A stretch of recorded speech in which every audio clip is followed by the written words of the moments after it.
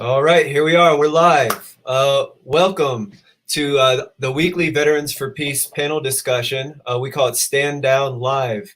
We're really lucky today to have some of our regular panelists here. My name is Mike James. We also have Natasha and Miles Megasyfe as part of our normal panelists. We're also really lucky today to also have guest speakers, Monique Salhab and Marcus.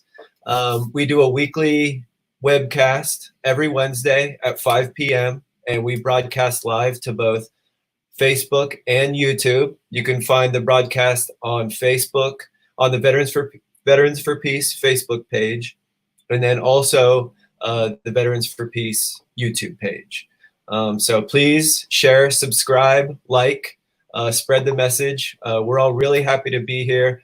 I know everybody here kind of thinks about this all week. It's always in our head. And we're just really happy and lucky to be here. And we think we're building a good space for all veterans to participate in an intelligent analysis and discussion of the empire, of the anti-war movement, of the Black Lives Matter movement.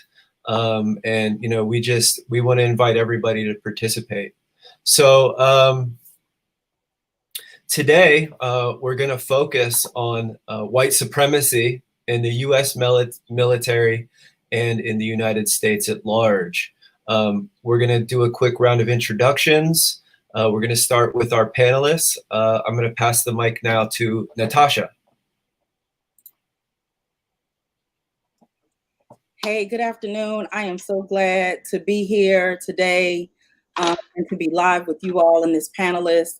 Listen, after 20 years on active duty in the Air Force, one of the constant things that comes up for me, particularly around this current movement for Black liberation, is the way in which Black veterans, or just the Black veteran experience.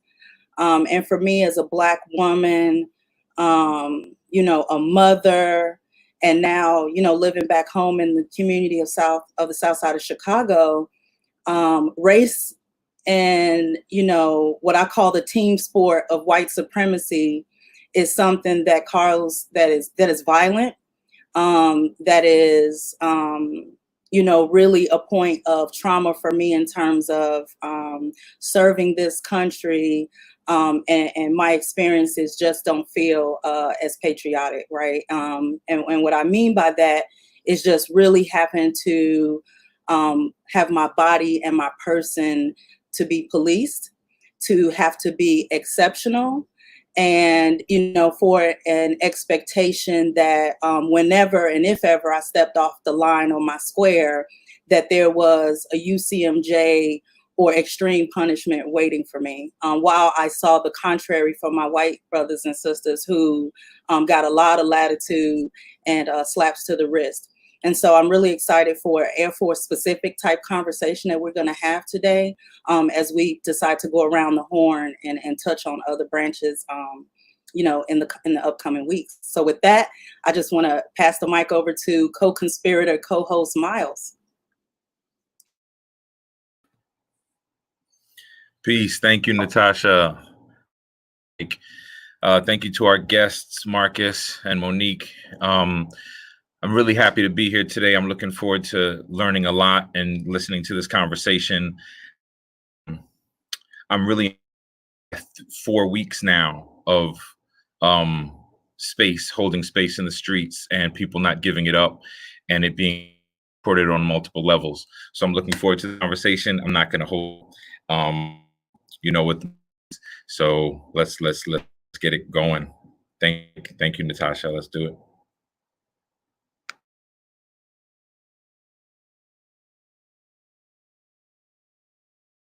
Okay, all right. Thank you so much, Natasha and Miles. We're going to go ahead to our guest speakers now.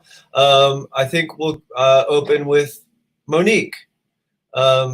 Monique, you have the floor. Thanks, Mike. Thank you, Natasha and Miles. Appreciate you having me. Marcus, good to meet you. I just want to do a land acknowledgement. I live in New Mexico, and it's the land of many Puebloan and Native Indigenous people.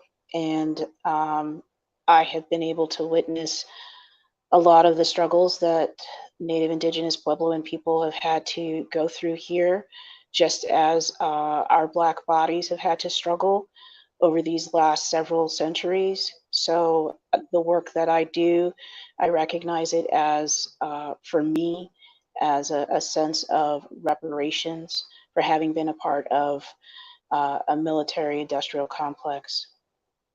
For myself, I'm a first generation American. I am queer, queer person of color, and she, her, hers. I served 10 years in the military, 2 tours in Iraq. I served in the Air Force before then being kicked out for being queer, and then enlisted in the Army. A lot of the work that I do, in addition to, Veterans for Peace, in the sense of being a veteran for peace, a lot of the work that I do is on anti-Blackness, racial inequality, and I look forward to this discussion today. Thanks for having me. Fantastic. Thank you, Monique. All right. And our next guest is Marcus.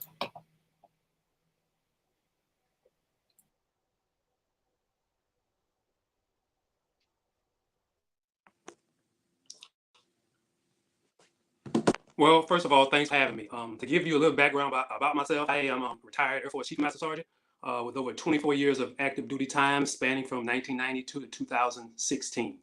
Now, one caveat about that is, despite Air Force customs and courtesies, my name is not Chief. My name is Marcus, and I'm very adamant about that for several reasons. All right. Across those 24 years, I had 8 assignments and over 30 deployments, contingencies, TDYs. I did White House duty, and I have over 1,000 days boots on ground in several Southwest Asian nations. A little background behind myself. My mother was a freedom rider, so I've been well versed on a lot of this over the years. She told me about all the good and the bad.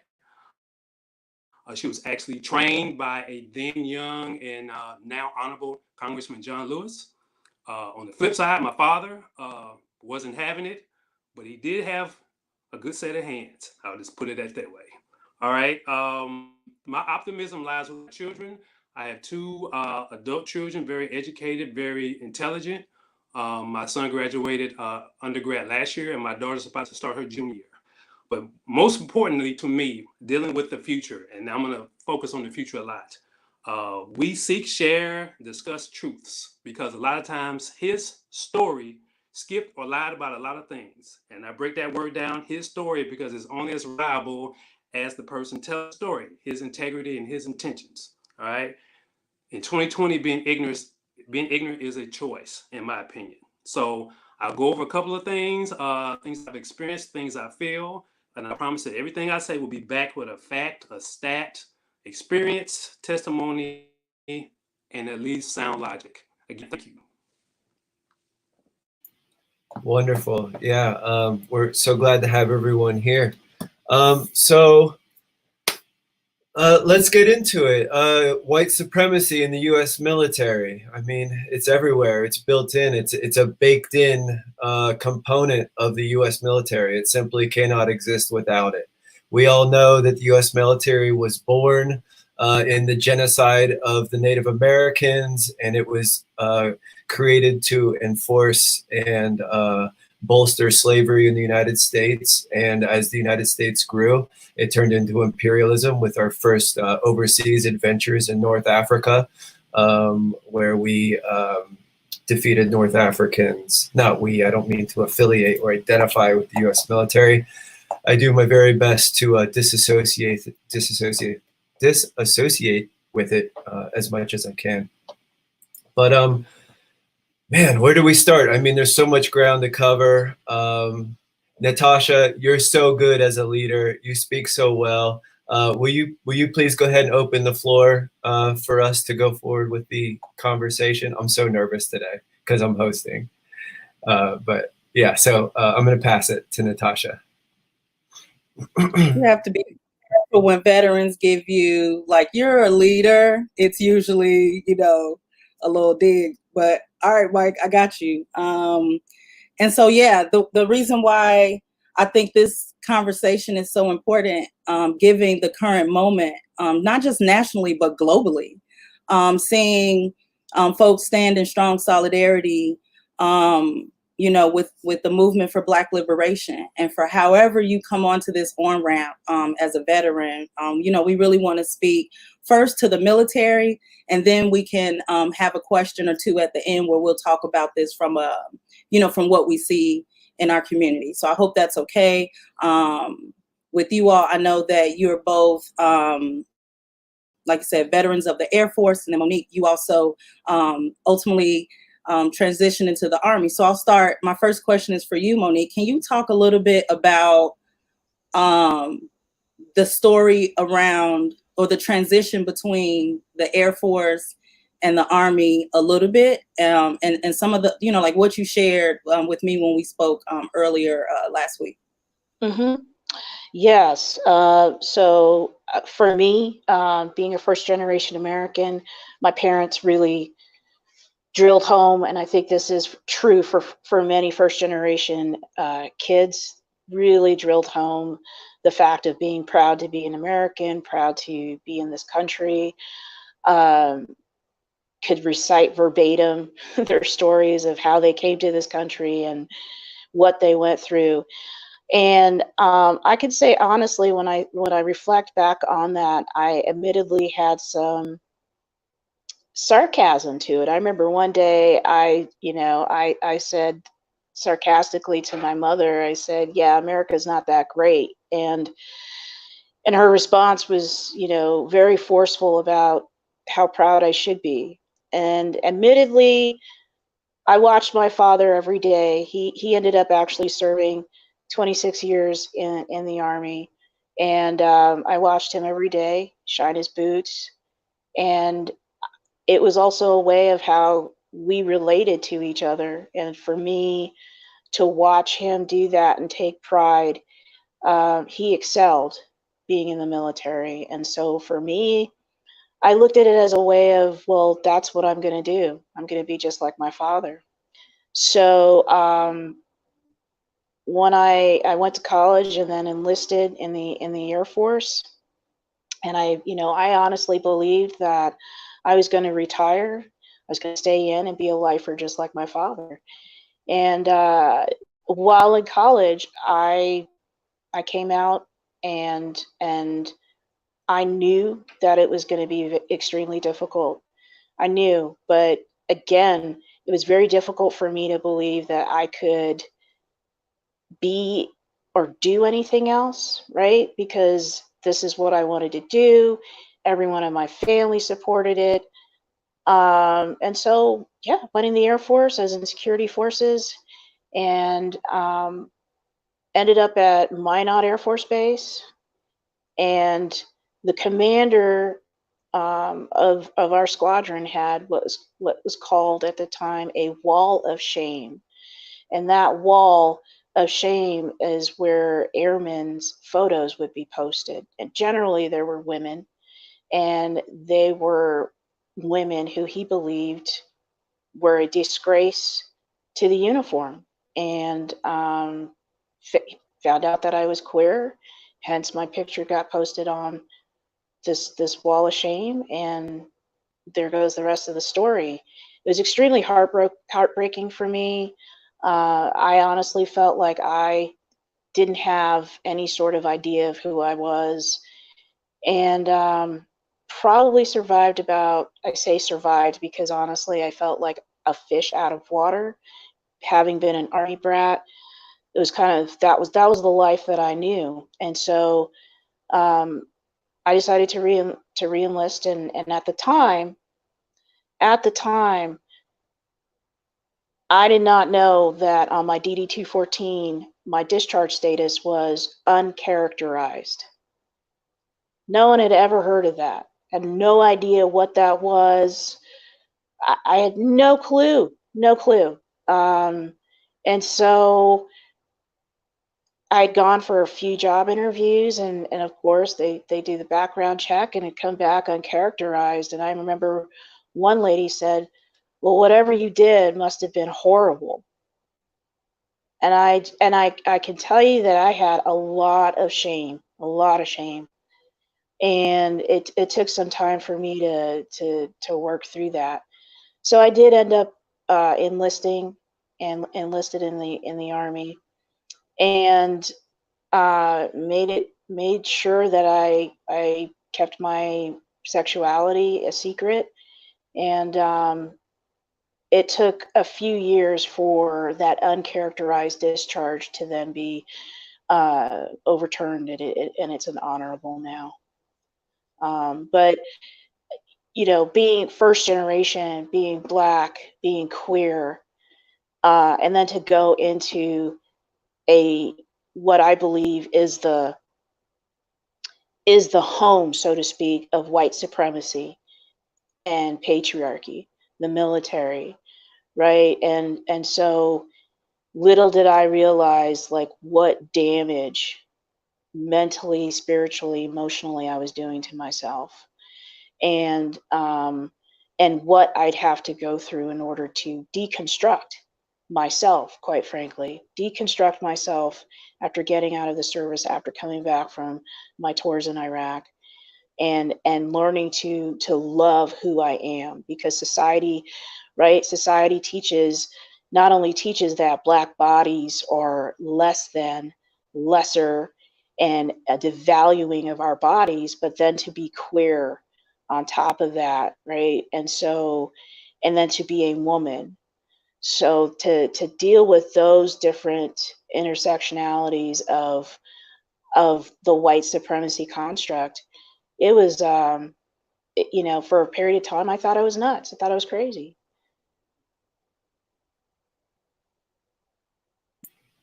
Absolutely. Yeah. Thank you so much for your comments, Monique. I can certainly associate with what it's like to feel crazy living in a system that's built to work against you, and to work against your own values.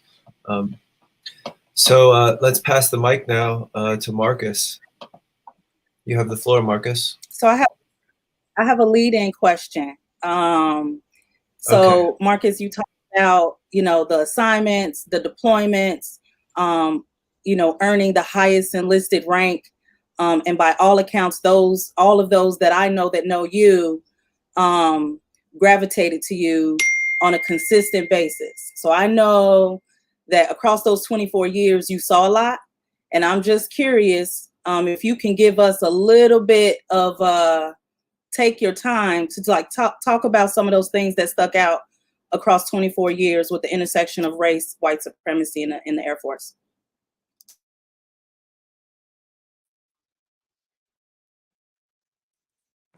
Okay, thanks, Natasha. Now, I got three main points that I want to go over, and they're all under the umbrella of stains that deeply are rooted in American fabric. And I'm going to start with the story of Susan Smith. Now, 1994, I was a young airman, Robins Air Force Base, Georgia. In the bordering state of South Carolina, Susan Smith claimed that she was carjacked by a peculiar-looking Black guy, kicked out of the car. He fled off with her children, and the guy looked like this.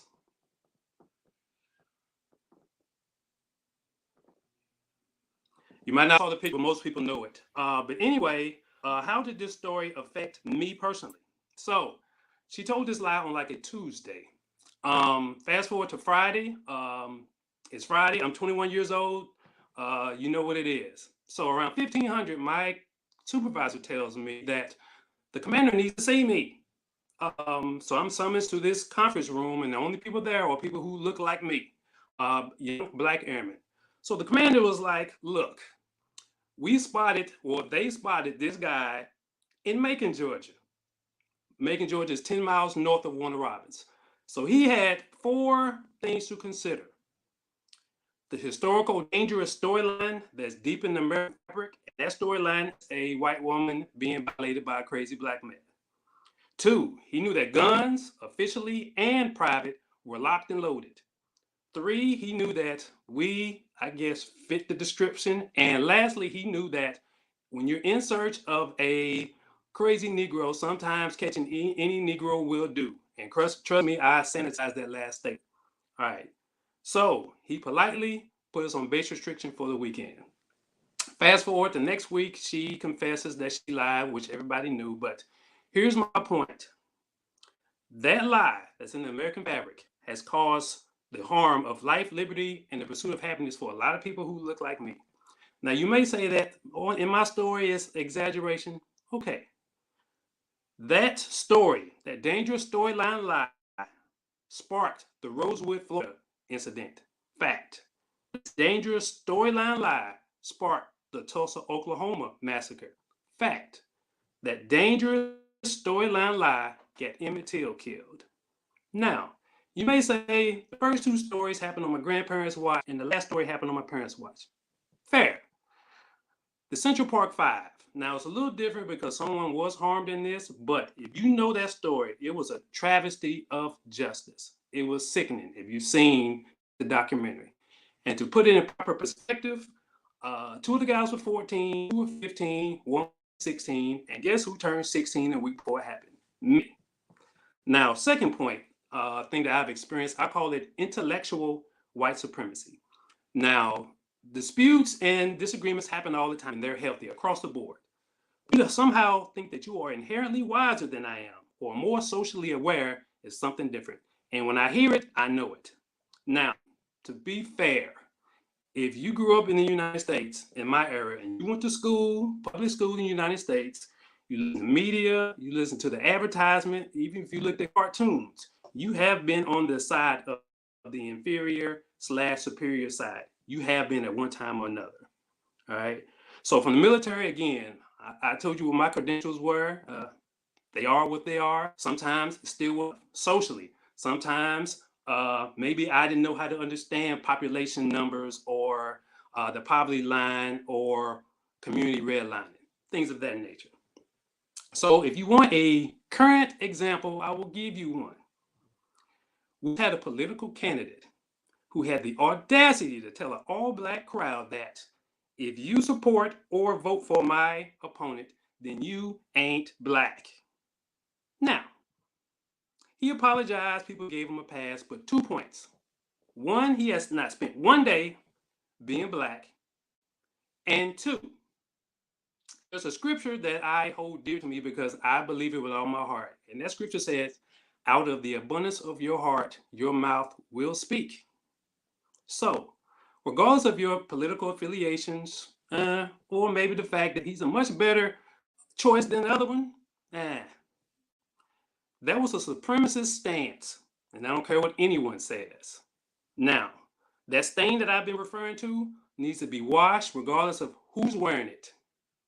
And lastly, as we talk about Black lives, as we talk about Trayvon and Tamar and Michael and Sandra and George and Brianna and Imad, and lives that seemingly didn't matter, all the sequences of events were the same. First, you try to hide the story. Then you try to alter or minimize the story.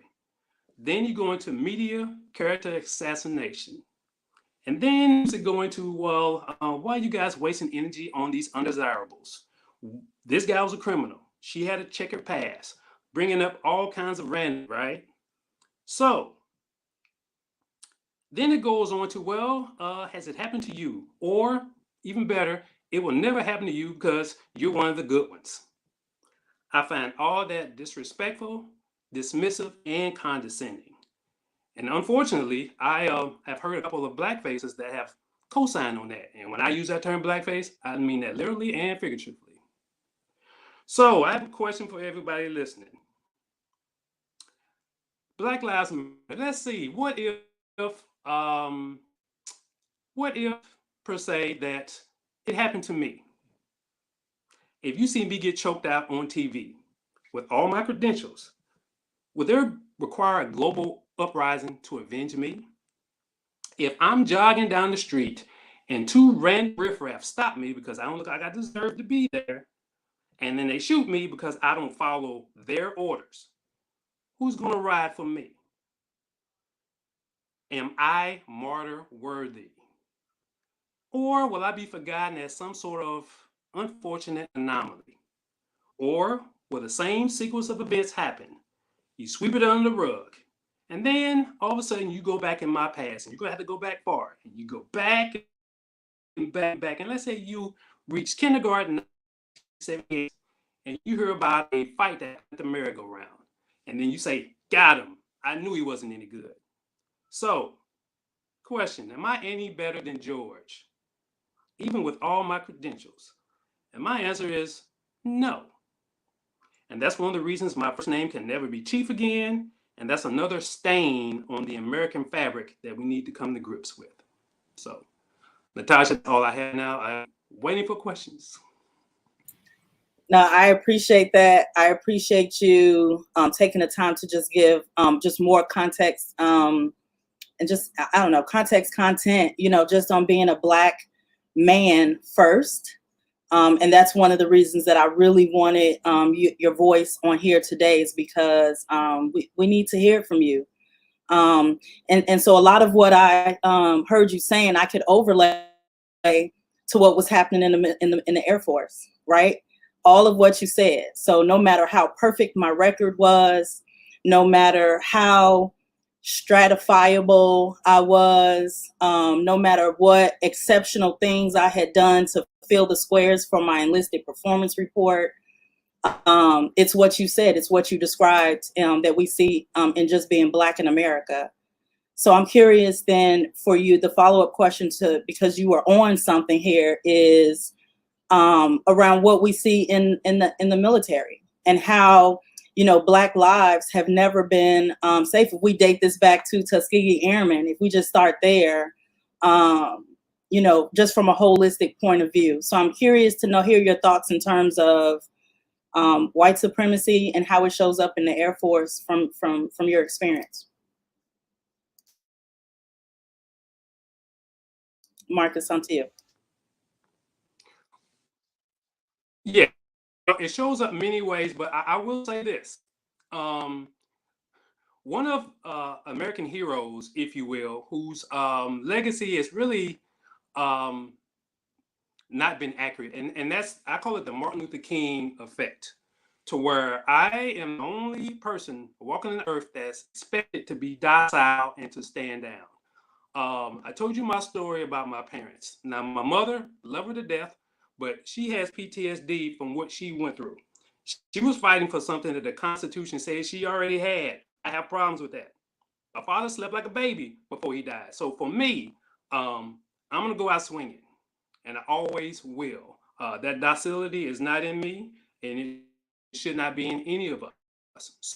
So yes, you're going to run into roadblocks, you're going to run into stumbling blocks, but you got to keep punching. A great guitar player is not who gets the best hand, it's who plays what he has. But again, I've seen so much, and a lot of times when you see something like that, you just take a mental note of it. If it destroys you, then you're going to go down in flames. But I'm going to die hard, and that's just the way it's going to be. I appreciate that. Monique, in terms of your, I'm interested in your Air Force experience. You talked about the commander who dared have a wall. I experienced that. I've seen that in terms of, stepping outside the box and being publicly shamed. I'm curious to know what other examples. You said you were in security forces, which is the history is known of the military, police, and security forces. I'm interested if you can talk a little bit about what that was like. Yeah, thank you for the question. So, when I joined security forces at the time, it was had just started to be recombined.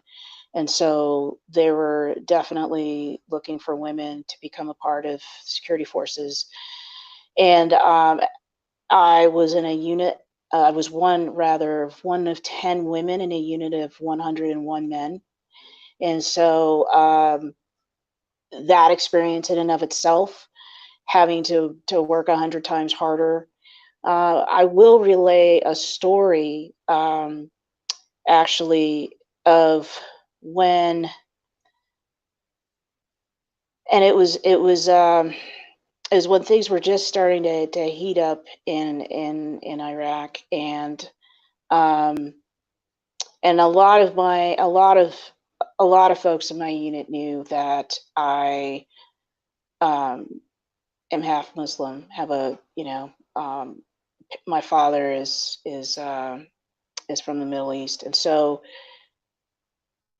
sorry, it's a difficult story for me to relay sometimes. But anyway, and so I came back to after being out. I came back to my locker, and it was actually my bunk area, and blood had been spattered in my bunk area, and a note had been left that said, "Go home, you pig."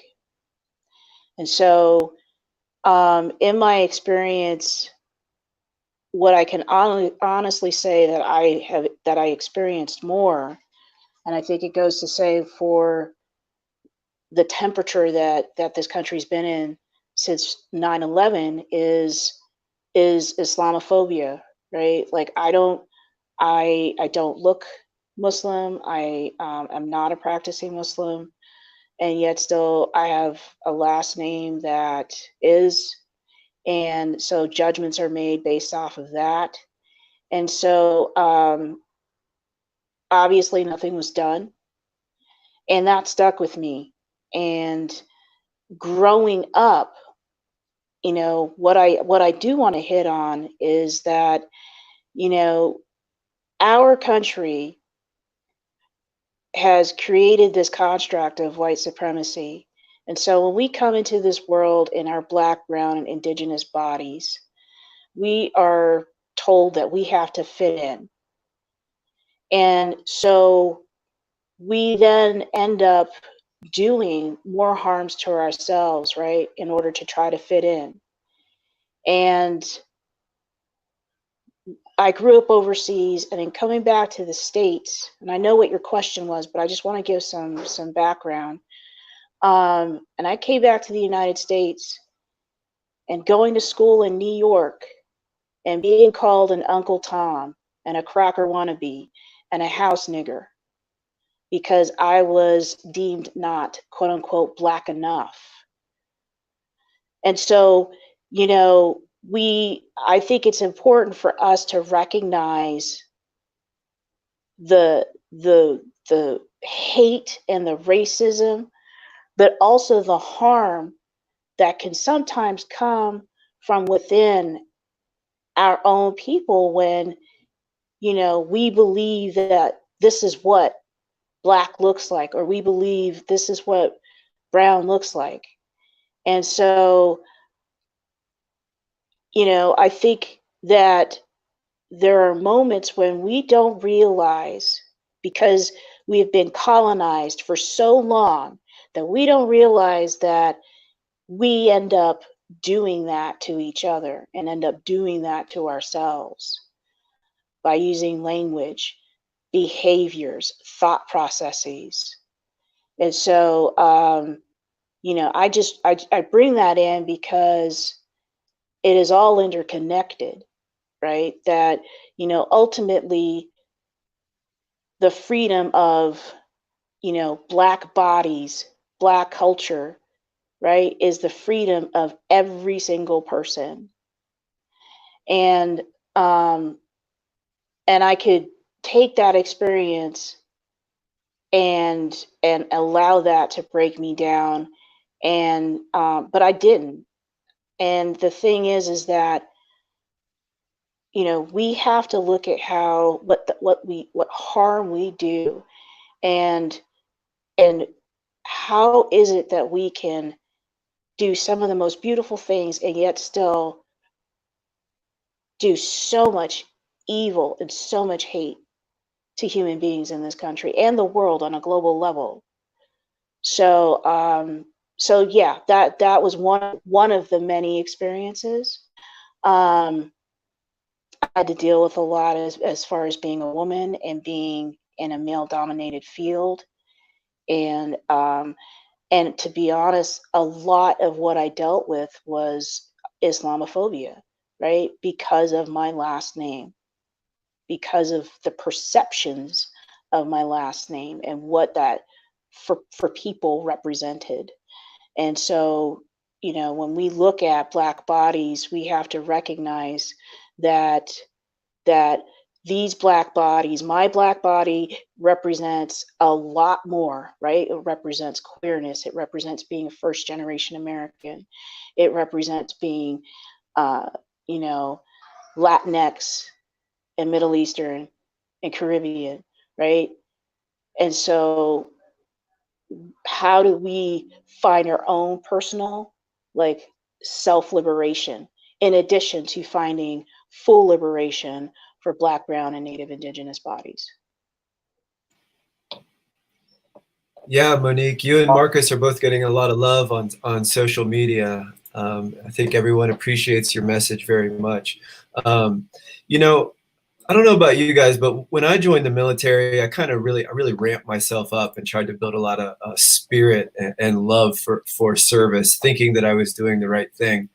And I think a lot of our audience are both, you know, active duty and veterans who are struggling with a lot of these questions.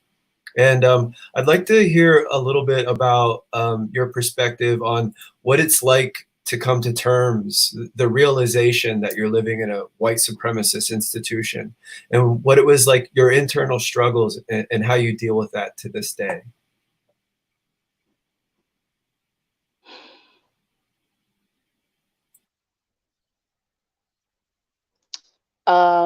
I guess I'll go. For me, it took a number of years for me to really recognize and fully recognize how a part of the system I had been, and also that it being a part of the system, how much harm had been done to me, and my liberation through addiction, homelessness, and ultimately doing the work that I do now. A lot of that learning I have learned from folks in community here in New Mexico, being around Native Indigenous folk who are still, right, continue to struggle, and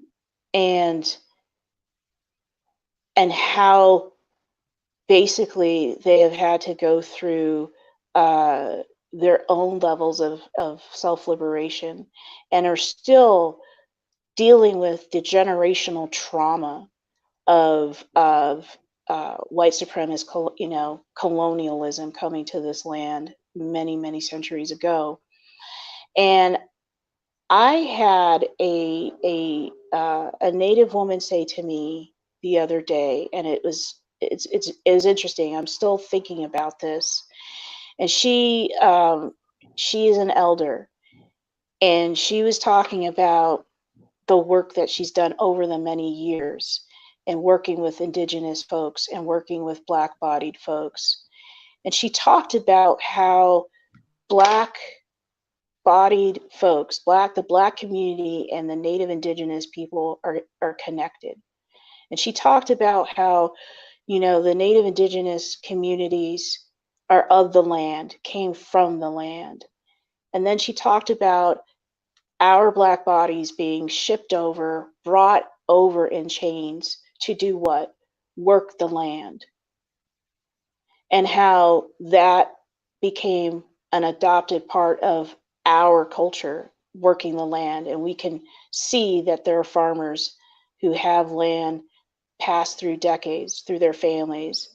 And so she talked about our linkage, that the Black community and Native and Indigenous communities being linked in this way, in this integral way, and how we are still fighting for liberation and fighting for freedom from the bondage, from the chains. And so, you know, I've kept that very close to my heart. And she also said something else.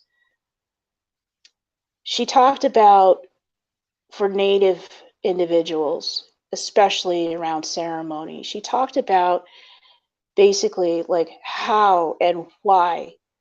Why do we keep inviting the white embodied folks to our altars? Why do we keep inviting them into our traditions, our ceremonies?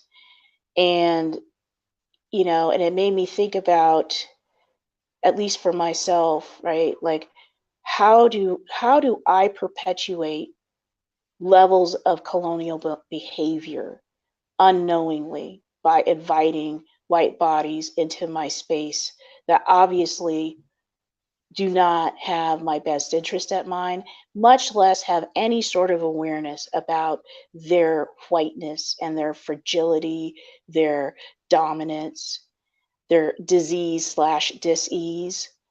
So it's something that on a daily basis, I look at not only what I have to do to maintain my own liberation, but also what are the behaviors that I have to do in order to negate falling into that trap of inviting that type of colonialist behavior into my space.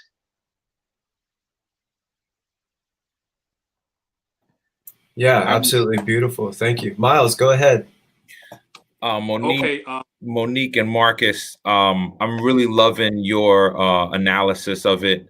And I want to hear how you see the movements that are happening around the country, the pulling down of the statues and the calling out of the racism, the structural racism, how you see that extending to a national conversation on capitalism.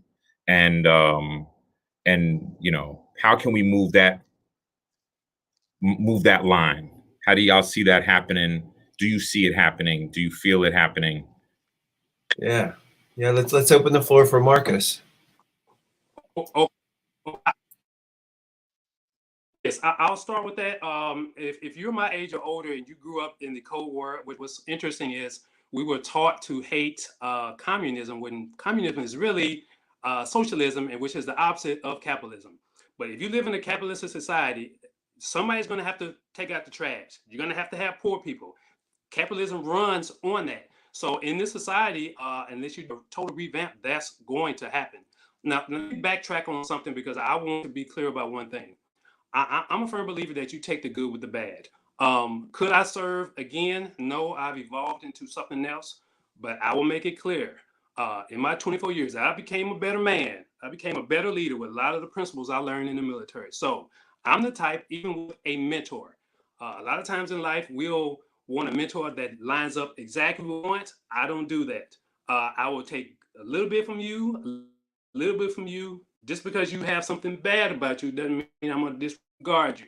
So again, I have some internal issues dealing with service, but it's not full. I know I became a better man and a better leader and a more organized person with all the principles I learned. And most of my best friends I served with. But back to capitalism again. In a capitalistic society, it is what it is. And that's why America hated the Soviet Union so much. And of course, all of us grew up, really didn't understand it at the time. But as we move forward, the thing that I miss most, and this is for people 45 and older, I call it the old people. We've had our time. It's time for the young people to lead. If you can't accept the changes that they want to make for the lives that they want, you need to get out of the way. You need to shut up. It's our job to help them, to fund them, support them. So I kind of hope that answers your question. Yeah, it did. Miles, you had another follow-up question? I apologize. Well, no, to answer my question, it let me know where Marcus stands. I would like to go further. I don't want to press too much time, and I don't want to put anybody, you know, I don't want to put anything on the spot. I'd kind of like, I feel like the conversation around race in America and white patriarchal systems has to evolve into a conversation around capitalism because the two are tied intrinsically together. You the system of exploiting resources and goods, you're exploiting people. So I don't see how we can move forward in a world that's going to be, egalitarian, or a world that's going to be for all people, if we don't address capitalism. And so I'm kind of curious, if you think we can do that, I'd like to hear how. If you think there's like a green capitalism or something, but that's, I think that's where, for me, that's where it's all going. That's where my thoughts are each day. Yeah. Okay, to follow that up, it's funny. I had a conversation the other day about the Civil War and what happened, and I had to explain to somebody it was not about the morality of slavery; it was about the finances of slavery. When the South is rich because they paid no wage, the North was like, okay, well, something has to give. So Abraham Lincoln was like, okay, it's all or nothing. He was not the great emancipator. He picked one, and it is what it is. Now, if we are to get rid of capitalism, foundation of America is gone. How we deviate that, how we supplement that, that's the question, sir. I don't know. But yes, capitalism is the root of evil. The love of money is the root of evil. And it has us up pretty bad. To say answer for it, I think we're having some connectivity problems. Is everyone else having the same thing, or is it just me? Yeah, I didn't catch all of what Marcus said, and it looks like hopefully he'll be able to log back on. Yeah, I think everything Marcus was saying was dead on, and I think a lot of people in the comments agree with him. One person, Michael McPherson, wrote that understand white fragility and male fragility are real. He says, thanks, Monique, for speaking to this. I ask the peace movement, overwhelmingly white, to take this to heart. If you are not deconstructing your white and or male privilege of all colors, you are hurting people and living at odds with real peace and justice. Mm-hmm. which is poetry. I think mm-hmm. He's dead on with that. And then another person, Matthew, says, thank you, Marcus and Monique, for sharing your powerful and personal stories. Matthew from Chicago VFP. Yeah, word. Yeah. So this is really good for everyone's spirit. Go ahead, Monique.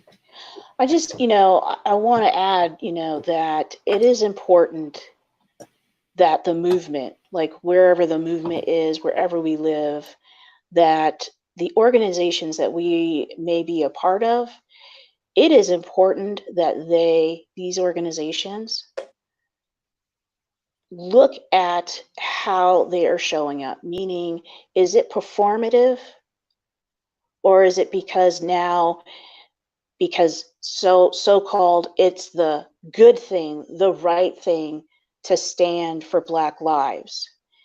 And I think it's important that if organizations are going to talk about being in solidarity, supporting Black lives, being in solidarity with Black lives, that they look at how they're able to say that, yet historically their behaviors and actions have not matched that.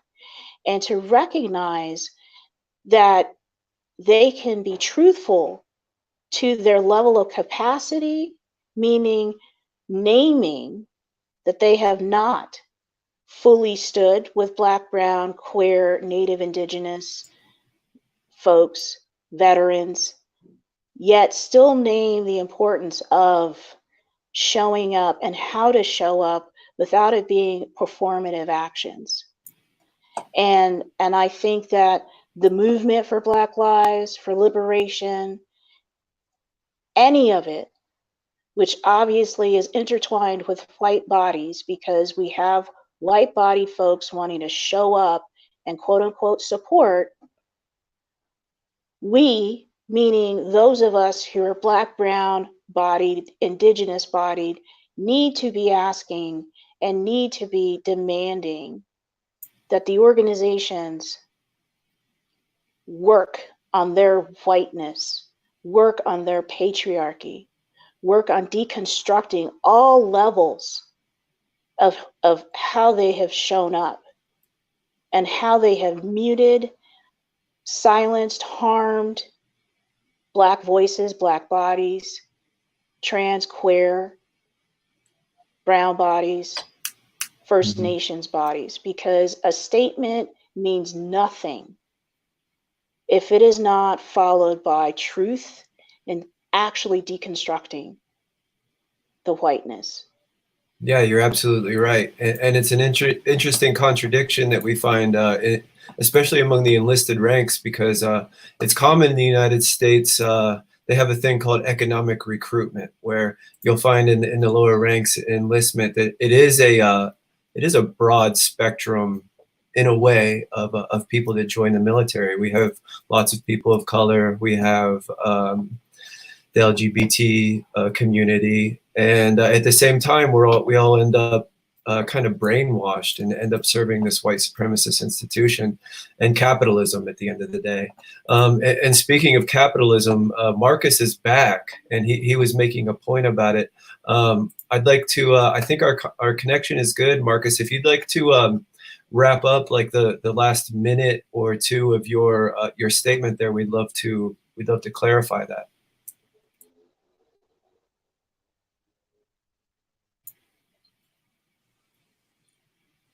The feed is kind of. I didn't hear what you said, Mike, but I think you told me to wrap it up. I think the main thing is for people to educate themselves, read. I got a couple of things right now. What I'm doing is I'm kind of digging into the fiber of America, and I'm exploring books like a book called Black Like Me. It's a story, or a real story, about a white journalist in the late 1950s that goes incognito as Black in the South, and things that he experienced. Ironically, right now, I'm also reading Uncle Tom's Cabin. I'm trying to get into the root of the American fiber. But again, this revolution is going to be ran by young people, and it's our job to really assist them. Does anybody have all the right answers? No, but I think communication, honest communication, is where it needs to start. I challenge people to look up the works of people like James Baldwin, Nikki Giovanni. If you want to laugh, listen to Richard Pryor. His social commentary is hilarious, but it is very truthful. Those type of things. So again, it was a pleasure talking, and that's all I have. Yes, thank you so much. Yeah, as a white guy and a veteran who's coming into terms with my place in history and my actions in the military, I can absolutely reinforce the idea that reading Black writers, Black comedians, Black artists has, saved my soul in a way. It has absolutely fundamentally changed the way I view the world for the better. I'm a better man today than I was before. I'm really honored and kind of emotional, honestly, just to have the opportunity to be in this space. We're getting close to an hour here. We're right on an hour. I'd love to hear some kind of final comments from anyone. Maybe Natasha, if you could hit us with some wise words to depart with. There you go. I appreciate you, all of you, for being here. And the reason why, I guess being Marcus and I retired in the same year, but being 4 years retired, one of the things that I have a difficulty unpacking is leaving the Black men and women that are still in the combat boots, behind in an unjust military. And so one of the things that I've told myself is that, even if my voice shakes, that I want to keep talking about it. And the reason why I was asking those questions about your experiences in the military is because it's important for us to talk about it amid this national unrest. A lot of wing commanders, the Air Force, Chief Master Sergeant of the Air Force, and the service chief are having conversations that seem brand new. And so these conversations should have happened 20 years ago, 24 years ago, and probably backdated to, the Tuskegee era. And so I really wanted, us to just, remember that even though there's an Air Force or Army or Marines or Navy instruction or regulation that says that it is unlawful to discriminate, it happens. And a lot of people watch it happen. And a lot of people benefit from it happening. And because there are reports that talk about the slow promotion of Black folks in the Air Force, someone took that promotion, and it was someone that didn't have to have Black tax or the extra work that it takes to get there. It is exhausting being Black in America's military. Sometimes the thing that pisses me off most when I look at all of my decorations and all of my awards across an overly successful career is like, damn, it took a lot to get this. And that is what, a lot of my friends that are still on active duty, I think about them when I think like, man, this is a moment for us to have honest conversations about race in the military, for us to bring it out so that these folks that are in leadership and decision-making capacities can understand that these things are not trivial. They stay with people after they're retired for 20 and 50 years. And I never understood why Black veterans really never talk about their experiences enough. And it is because I know that there's a lot of pain, there's a lot of shame. A lot of folks did not get to the retirement position that I was able to crawl my way to. And so, for those folks that are locked out of VA care today, for those folks who don't have the benefits for their families that they should have today because the justice system was heavy on them, for those that are locked up in the military prisons that we rarely talk about when we talk about mass incarceration of Black folk. And so I really wanted to just say this because I think it's important that should ever those decision makers see or hear this, that, I really want them to not just lean on the AFIs and the ARs, but to realize that those things are pieces of paper that folks have learned that there's a gray area that they can navigate and still punish us. So, I just wanted to say that. And if any of you have some comments, I know that Miles, you were in the Marines. You talked about this on our first session. I know we have about 4 more minutes before we have to end, but I really want us to think about those who are in the military, who are being called to get into the National Guard and show up in predominantly Black cities amid the First Amendment right to protest, and how they may be feeling, right? So you getting the shit on base, excuse me, and then you're getting it out here in the street, have to, present yourself in front of people that look like you. And so I really want us to talk about them in our final moments. Peace, y'all. Thank you for your words too. Natasha, thank you so much. Again, Monique, Marcus, thank you for being our guest today. Mike and Natasha, thank you for excellent hosting and commentary. We all know it's Natasha, what you just capstoned it. You just really brought it to where it needs to be. And the focal point of every conversation really is our active duty who are going through this dilemma, this moral dilemma they're caught up in of standing down. And not just our people of color, LGBTQ family, but even our white brothers and sisters need to be contemplating the question of standing down, right? And mulling it over and writing letters home, telling their folks that they're doing it.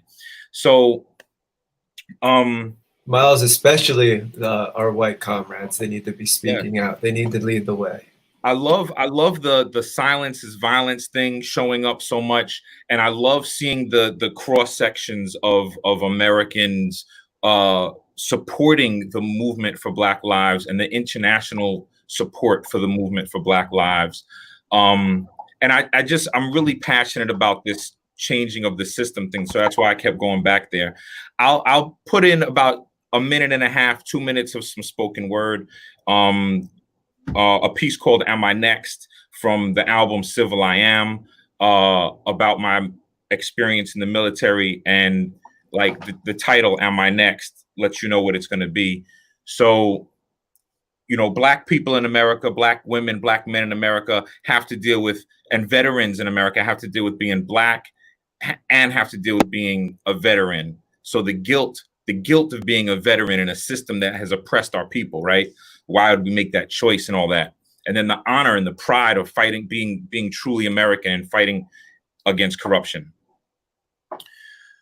So what does it mean to be civil in your eyes? You label me a nigga and give me the door prize. That's backdoor service entry out in the front lines. Blacks got no place in the service. That's no punchline. Spoken from the mind of a man that knows. Smoking gun in the hand with one eye closed. My third open on the field and it's no halo. I heard coping get you killed so I don't lay low. I'm a stand-up dude in my man-up mood. So I don't snitch on the crew. I take the bruise and that's none other than honorable. My choice the best. If pigs come shooting, pray I have on a vest, fire back with my hands up, resisting arrest. You damn right, I'ma fight back until my last breath, beating on my chest because there's treasure inside. I'm a god in disguise as a man. Why lie? A black man. Since my youth been demonized, captured on wax, so I'm immortalized. That means I live forever. My ego has been severed, cut off at the root to this earth. I'm untethered. That's truth talking, beats banging all through the streets, and from sagging and fatigues on the quartering cleats, the corporate office, the drug spot, wherever we meet, I got 2 lives to lead, so I cannot sleep. Gotta give my all just to compete and make a dent, bounce off pavement, shatter the ceiling to make rent. You see mortgages for owners, I'm on this land to work, get my hands dirty, flex, even take off the shirt. A sex symbol, the one that you love to hate. Aggressive, the one your daughter wants to date. Suggestive, I touch it, your wife masturbates and subjected to brutality, prejudice, and hate. I'm a man, I'm a beast, I'm a king with a plan. I'm a master and serving a ceremonial chance. I'm a spectacle you best not get caught looking at. Some brother, husband, and father with a neck full of tats. Am I next? To talk to what Marcus said earlier, and you know what I'm saying? Like, no matter what your credentials are, no matter where you've been, what you've done, you can all, we are like seen as dispensable in this country. You know what I'm saying? And it has to end. The time for it to end is long past. And I'm so proud and happy to be alive in a time when our young people are taking that torch. I love Marcus for saying that. I love Monique for being here today and sharing your experiences and your truths and the hard truth America has to face. Thank you. I'm honored to be here. Thank you. Love y'all. Thank you, Miles. Every Wednesday, 5 p.m., Veterans for Peace, Stand Down Live, hashtag Veterans for Peace, Stand Down Live, Vets for BLM, Vets for Black Lives. God bless. We'll see you 5 p.m. next week. Thank you.